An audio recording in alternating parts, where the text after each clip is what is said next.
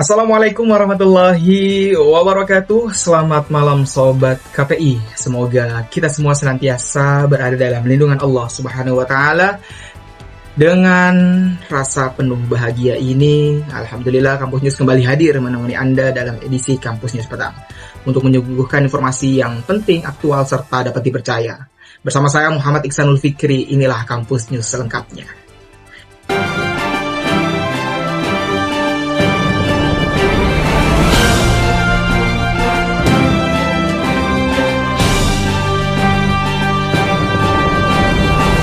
Ya pemirsa, pada kesempatan kali ini perkuliahan teknik reportase dan investigasi berita telah memasuki pada pertemuan ke-11. Kegiatan perkuliahan tersebut bertepatan pada Selasa 11 November 2025 kemarin.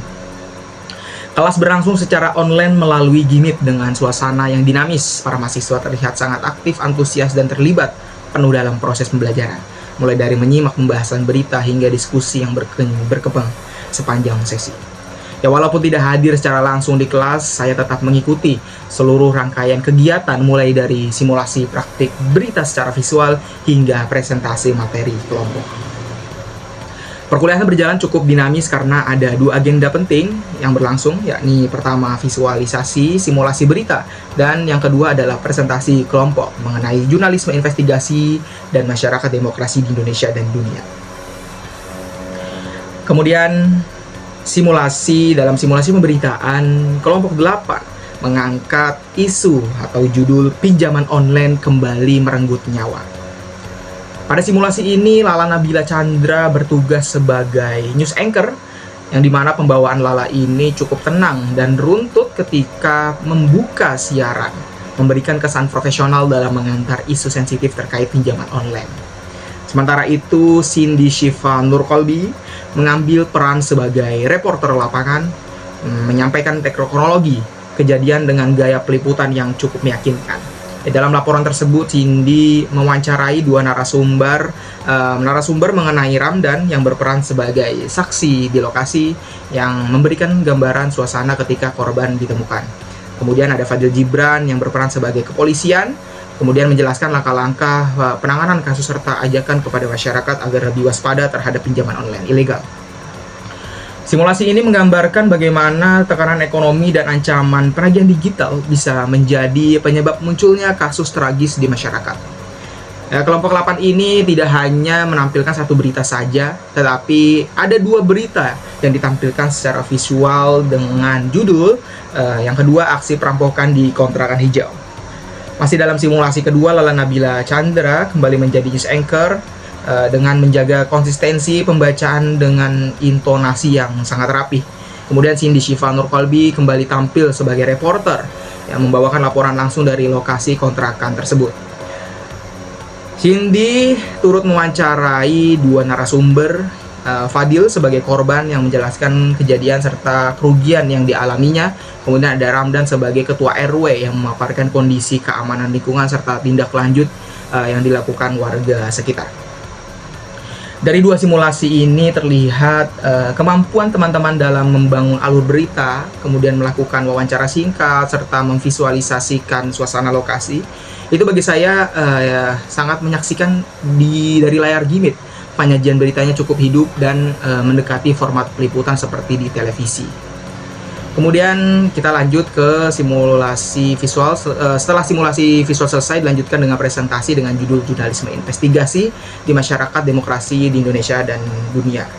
Ini dibawakan oleh kelompok 7. Pada sesi ini, Cindy Shiva bertugas sebagai moderator yang memandu jalannya presentasi dengan cukup rapi, memperkenalkan tiap materi dan mengatur alur diskusi. Ada pun materi yang mengisi presentasi, ada Yoga Eko, kemudian Najma, ada Ahmad Abuzar, ada Ahmad Sajid. Sementara ada Faiz yang dimana Faiz ini tidak hadir karena berhalangan hadir karena sakit. Dalam presentasinya, kelompok ini menjelaskan bahwa jurnalisme investigasi ini merupakan fondasi penting dalam menjaga demokrasi baik di Indonesia maupun di tingkat global.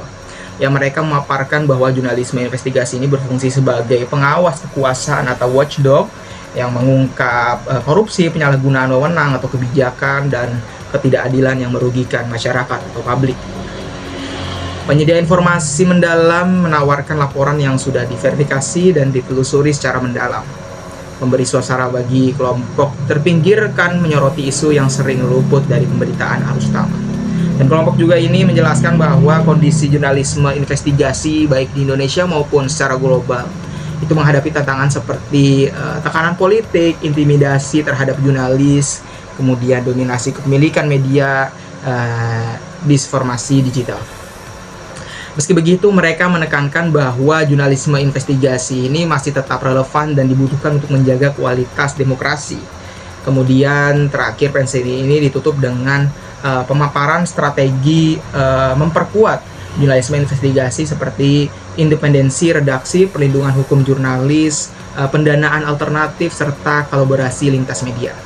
Ya, dari perspektif yang saya ikuti dalam perkuliahan secara online ini, ya presentasi ini berjalan runtut ya. Apalagi visual PPT-nya sangat rapi dan penjelasan pemateri cukup jelas dalam memaparkan hubungan antara investigasi media dan demokrasi modern. Ya, di penghujung perkuliahan setelah seluruh rangkaian simulasi dan presentasi selesai, ada evaluasi dan masukan. Suasana kelas sempat hening ketika Pak Adi memulai memberikan masukan sekaligus menjadi pengumuman penting bagi kami semua. Beliau menyampaikan bahwa menjelang akhir masa kuliah semester ini akan ada tugas akhir besar yang harus dipersiapkan oleh setiap kelompok sebelum adanya UAS. Ya, tugas tersebut adalah pembuatan film atau berita investigasi jurnalisme, sebuah karya jurnalis dalam menggabungkan unsur penyelidikan, pengumpulan data, dan kekuatan narasi investigatif.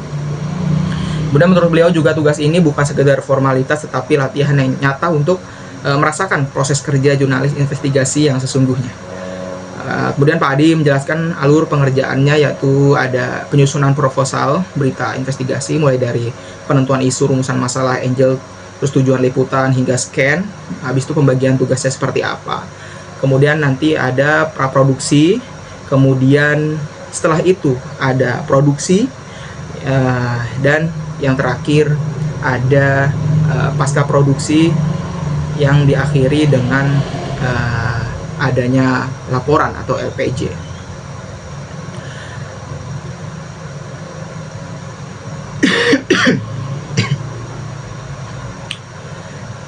Dan yang tak kalah penting, Pak Adi juga menegaskan bahwa setelah penyusunan proposal ini, kami kelompok ini akan melakukan presentasi proposal pada pertemuan minggu depan, tepatnya di Selasa minggu depan, yang akan menentukan apakah investigasi ini akan layak untuk dilanjutkan ke tahap produksi atau perlu direvisi kembali.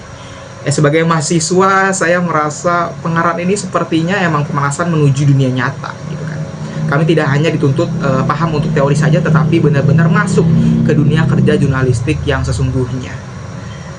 Melihat seluruh rangkaian kegiatan simulasi, kemudian presentasi, kemudian ada masukan dari Pak Adi dan teman-teman, saya merasa kelas kali ini sangat penuh makna dan agak sedikit shock ya. Ya mungkin pemirsa, demikianlah rangkaian informasi yang telah kami sajikan dalam edisi Kampus News petang ini. Semoga berita yang kami hadirkan dapat menambah wawasan serta semangat baru bagi kita semua. Ya, saya Muhammad Iksanul Fikri mengucapkan terima kasih atas perhatian dan kebersamaan Anda. Wassalamualaikum warahmatullahi wabarakatuh dan sampai jumpa di edisi berikutnya.